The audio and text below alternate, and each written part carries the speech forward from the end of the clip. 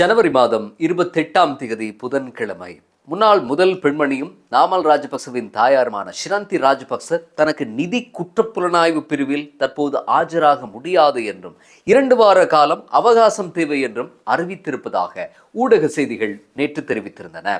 அதாவது கடந்த வெள்ளிக்கிழமை நிதி குற்ற புலனாய்வு பிரிவு 27ஆம் தேதி காலை 9 மணிக்கு ஆஜராகுமாறு சொல்லுகிறது. ஆனால் 4 நாட்கள் இதை பற்றி வாயே திறக்காமல் இருந்துவிட்டு திடீரென்று காலையில் ஷிரந்தி ராஜபக்ச தனக்கு தனிப்பட்ட காரணங்களுக்காக ஆஜராக முடியாது என்று அறிவிக்கிறார். இதை அப்படியே நிதி குற்ற புலனாய்வு பிரிவும் ஏற்றுக்கொள்கிறது. அடுத்த தவணையில் கொலராவோ வயிற்றுப்போக்கோ வந்து தன்னால் வர முடியாது, வேறு ஒரு திகதி தேவை என்று கேட்டாலும் தாராளமாக வழங்கிக் கொண்டே இருப்பார்கள் என்பதையே ராஜபக்சேக்களின் வழக்குகள் மற்றும் விசாரணைகளுக்கு நடந்து வரும் வேடிக்கை வினோத விளையாட்டுகள் நமக்கு உணர்த்துகின்றன. ஷிரந்தி விவகாரம் இப்படி இருக்க, முழு நாடும் ஒன்றாக என்ற போதைப் பொருள் ஒழிப்பு வேலை திட்டத்தின் கீழ் 728 பேர் கைது செய்யப்பட்டிருப்பதாக ஒரு செய்தி கூட ஊடகங்களில் இருந்தது. இந்த 728 பேரும் நிச்சயமாக ராஜபக்சேக்கள் போல ரணில் போல மேன்மக்களாக இருக்க மாட்டார்கள் என்பது மட்டும் நிச்சயம். அதாவது மிக சாமானியர்களுக்கு எதிராக தாராளமாக பாயும் சட்டமும் நீதியும் மேன்மக்கள் என்று தம்மை நினைத்து கொண்டிருக்கும் விவிஐபிக்கள் மேலே பாய முரண்பிடித்துக் கொண்டிருக்கும் போக்கே இன்னமும் காணப்படுவதாக தெரிகிறது. நமக்கு இப்படி ஒரு அழைப்பு வந்து நாம் 2 வார அவகாசம் கேட்பதெல்லாம் நடக்கக்கூடிய காரியமா என்று கற்பனை செய்து பாருங்கள். ஆனால் இதெல்லாம் ராஜபக்சேக்களுக்கு சுலபமாக நடக்கிறதே என்று மக்கள் கேள்வி எழுப்புகிறார்கள். ஷிரந்தியின் சிரிலியாவின் கதையை முதலில் குண்டூசி சைஸில் சுருக்கமாக உங்களுக்கு சொன்னால், பெண்கள் மற்றும் சிறுவர்களினுடைய நலன் என்ற போர்வையில் ஷிரந்தி ராஜபக்சவின் தலைமையில் மஹிந்த ராஜபக்ச யுகத்தில் இயங்கிய ஒரு அரசு சார்பற்ற நிறுவனம்தான் சிரிலியா. இதற்கு மக்கள் வங்கியில் சுதுவெல்ல கிளையில் ஒரு வங்கி கணக்கு இருந்ததா. இந்த கணக்கு சந்தேகத்துக்கிடமானது என்றும் முறைகேடான முறையில் நிதி பரிவர்த்தனை நடந்திருப்பதாகவும் 2015ஆம் ஆண்டு நிதி குற்ற புலனாய்வு பிரிவில் முறைப்பாடு செய்யப்பட்டது. நாம் சொல்லும் காலப்பகுதி 2015ஆம் ஆண்டு ஜனவரிக்கும் ஆகஸ்டுக்கும் இடைப்பட்டது. ஜனாதிபதி தேர்தலில் மஹிந்த ராஜபக்ச தோல்வியடைந்த நிலையில் சாரியாக தனிப்பட்ட நபர்களும் அமைப்புகளும் ஃபைல் கட்டுகளை கொண்டு வந்து விசாரணை மையங்களில் ஒப்படைத்த காலம் அது. சிரிலிய வங்கி கணக்கிலக்கமானது பணச்செலவை எனப்படும் கருப்பு பணத்தை வெள்ளையாக்கும் மணி லாண்டரிங்குக்கு பயன்படுத்தப்பட்டிருப்பதும் இவை எங்கே இருந்து யார் மூலம் வந்தவை என்பதற்கான முறையான ஆதாரங்கள் சமர்ப்பிக்கப்படாமல் இருந்ததும் விசாரணைகளின் போது கண்டுபிடிக்கப்பட்டன. தேசிய வீடமைப்பு அபிவிருத்தி அதிகார சபையினால் ஏழைகளுக்கு வீடு கட்டுவதற்காக ஒதுக்கப்பட்ட நிதியிலிருந்து அல்லது சர்வதேச செஞ்சிலுவை சங்கம் போன்றவற்றுடன் தொடர்புபட்ட நிதியிலிருந்து இந்த கணக்கிலக்கத்துக்கு சட்டவிரோதமான முறையில் பணப்பரிமாற்றம் நடைபெற்றதா என்ற கோணத்திலும் விசாரணைகள் நடந்தன. இந்த வங்கி கணக்கை ஷிரந்தி ராஜபக்சவுடன் சேர்ந்து மேலும் 2 பெண்களும் நடத்தியதாக விசாரணைகளில் குறிப்பிடப்பட்டிருக்கிறது. இதில் ஷிரந்தி ராஜபக்ச இந்த வங்கி கணக்கை ஆரம்பிக்க கொடுத்த தேசிய அடையாள அட்டையின் இலக்கமானது இந்த நூற்றாண்டின் மிக பெரும் அவலங்களில் ஒன்று என்று சொன்னாலும் மிக இல்லை.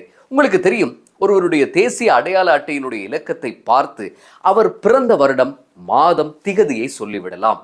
பழைய தேசிய அடையாள அட்டை இலக்கமானது 10 இலக்கங்களுடன் கடைசியில் வி என்று முடிவடையும். ஷிரந்தியின் தேசிய அடையாள அட்டை இலக்கத்தில் முதல் 9 இலக்கங்களும் 2 என்றுதான் இருந்ததாம். கடைசியில் போனால் போகட்டும் போடா என்றவாறு ஒரு வி சேர்க்கப்பட்டிருந்தது.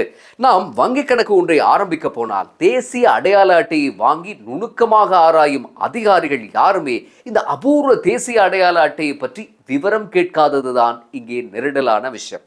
குற்றப்புலனாய்வு பிரிவு 2015ஆம் ஆண்டு இந்த ஐடி கார்டுக்கு உரிய நபர் யாராவது இருக்கிறார்களா என்று ஆட்பதிவு திணைக்களத்தின் தரவுகளை சரிபார்த்து விசாரணைகளை நடத்தியதாகவும், ஆனால் அப்படி யாருமே இருக்கவில்லை என்றும் சொல்லப்பட்டது. 222 என்று வியில் முடியக்கூடிய இலக்கத்துடன் யாராவது இருப்பார்களா என்ற விசாரணை கூட உண்மையில் அபத்தம்தான். நாம் இப்படி ஒரு ஐடி கார்டை கொண்டு போய் வங்கியில் கொடுத்தால் என்னவாகும்?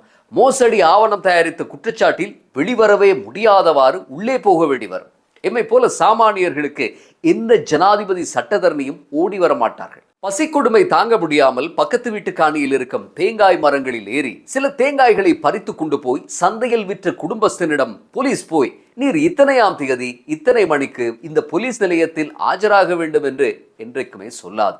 மாறாக குண்டுக்கட்டாக தூக்கி கொண்டு வந்து லொக்கப்பில் போட்டு முறையாக அன்போடு பாசத்தோடு விசாரித்துவிட்டு நீதிமன்றத்தில் ஆஜர் செய்து பல மாதங்கள் சிறை தண்டனை வாங்கி கொடுத்து விட்டு தான் மறுவேளை பார்க்கும். ஆனால் ராயல் ஃபேமிலி குற்றவாளிகளுக்கு அதிசிறப்பு மாலை மரியாதைக்கு மட்டும் என்றைக்குமே பஞ்சம் இல்லையே.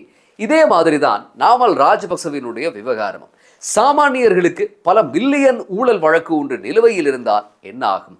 பாஸ்போர்ட் தடை செய்யப்படும், நடவடிக்கைகள் கண்காணிக்கப்படும். ஒரு அரச தொழிலுக்கு விண்ணப்பம் போட்டால் என்றைக்கும் கிடைக்காது. வெளிநாடு செல்ல போலீஸ் கிளியரன்ஸ் எடுக்க முடியாது என்று ஏகப்பட்ட முடியாதுகள் வரிசை கட்டி நிற்கும். ஆனால் எல்லோருக்கும் சம நீதி என்று தேர்தல் மேடைகள் தோறும் முழங்கிய இந்த ஆட்சியில் நடைபெறக்கூடிய விடயங்கள் மக்கள் மத்தியில் மிகப்பெரிய கேள்வியையும் எழுப்பிக் கொண்டிருக்கின்றன. முறையாக அனுமதி பெற்று 26ஆம் தேதி கிரிஷ் கட்டிட ஊழல் வழக்குக்கு ஆஜராகாமல் இந்தியாவுக்கு குடியரசு தினம் கொண்டாடப் போகிறேன் என்று போகிறார் நாமல். இதில் இன்னொரு வெடி ஜோக் என்னவென்றால் 26ஆம் தேதி காலை 9:30க்கு போலீஸ் நாமலினுடைய தங்கல்ல கால்டன் இல்லத்துக்கு போய் கெஹல் பத்ர பத்மே என்ற பாதாள உலக தாதாவுடன் நாமல் ராஜபக்சேக்கு இருந்ததாக சொல்லப்படும் தொடர்புகளை பற்றி விசாரிக்க காலை 9:50க்கு சிஐடியில் ஆஜராகுமாறு சொன்னதுதான் வேடிக்கையான விஷயம். இது குறித்து சாகல காரியவசம் ஊடக சந்திப்பை நடத்தி கருத்துக்களை பரிமாறியிருந்தார். இதெல்லாம் இலங்கைக்கு உரித்தான கலாச்சார நகைச்சுவைகள் தான். கெஹல் பத்ர பத்மே குழு இந்தோனேஷியாவில் கைது செய்து அழைத்து வரப்பட்டு பல மாதங்கள் உருண்டோடிவிட்டன.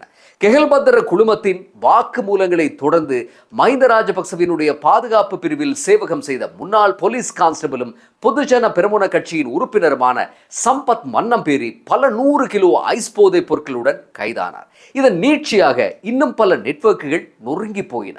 நேபாளத்திலிருந்து சிவந்தி குழுமம் கைது செய்யப்பட்டு அழைத்து வரப்பட்டது. அரசியல்வாதிகளினுடைய துணை இல்லாமல் இப்படியெல்லாம் இவர்களால் இயங்க முடியுமா?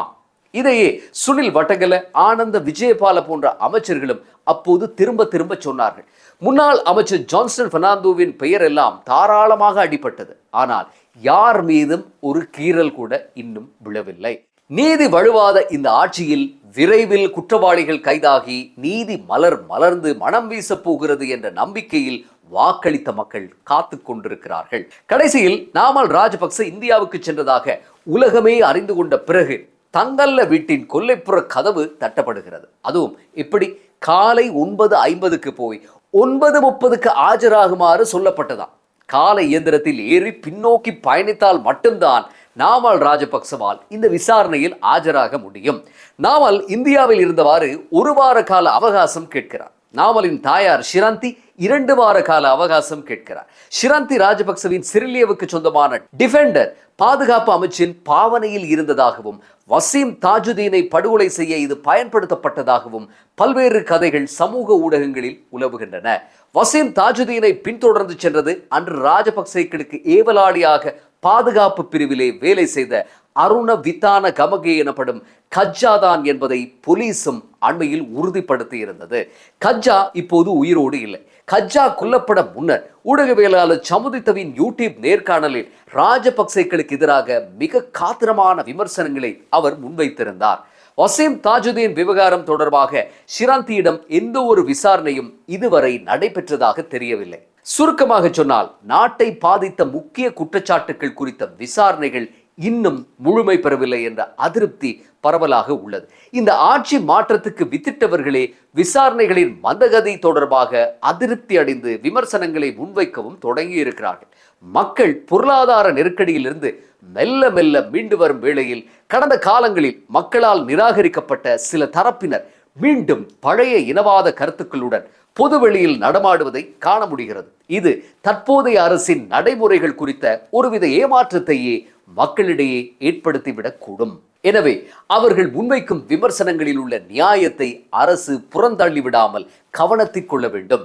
ஊழல் மற்றும் பாதாள உலக குற்றங்கள் தொடர்பான வழக்குகளை தினசரி அடிப்படையில் விசாரிக்க விசேட உயர்நீதிமன்றங்கள் அமைக்கப்படும் என்று ஏற்கனவே நீதி அமைச்சர் ஹர்ஷன நாணயக்கார உறுதியளித்திருந்தார். எனினும் அந்த திட்டங்கள் இன்னும் முழுமையாக நடைமுறைக்கு வந்ததாகவும் தெரியவில்லை. முன்னாள் அமைச்சர்கள் மற்றும் ஜனாதிபதிகள் பயன்படுத்திய 25 உத்தியோகபூர்வ இல்லங்களில் 5 இல்லங்களை மட்டும் நீதிமன்றம் மற்றும் காவல்துறை பணிகளுக்காக ஒதுக்க அரசு தீர்மானித்துள்ளதாக தகவல்கள் தெரிவிக்கின்றன. மீதமுள்ள 20 இல்லங்களும் சுமார் 1.5 வருடங்களாக பயன்பாடின்றி மூடி கிடப்பதாக சொல்லப்படுகிறது.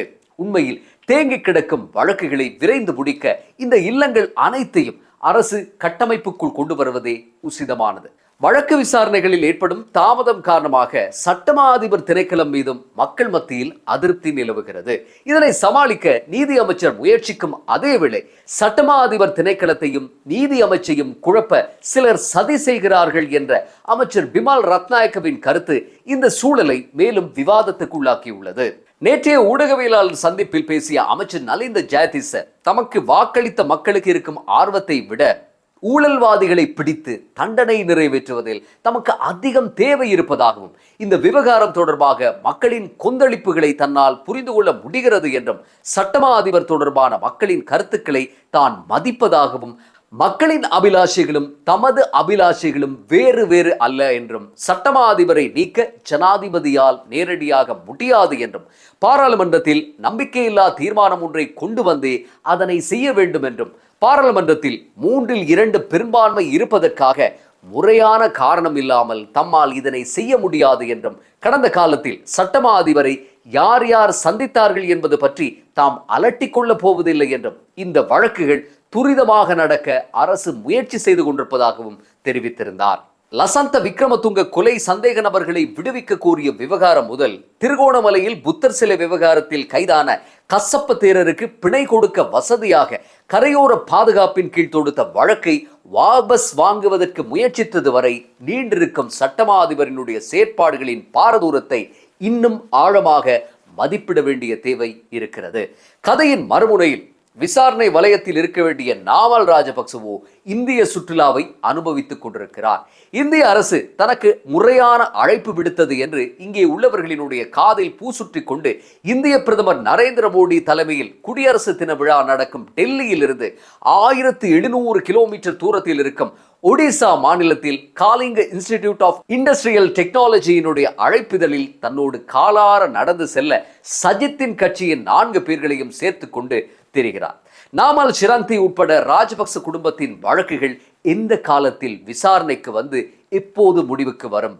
காத்திருப்போம். மீண்டும் அடுத்த பதிவில் சந்திப்போம்.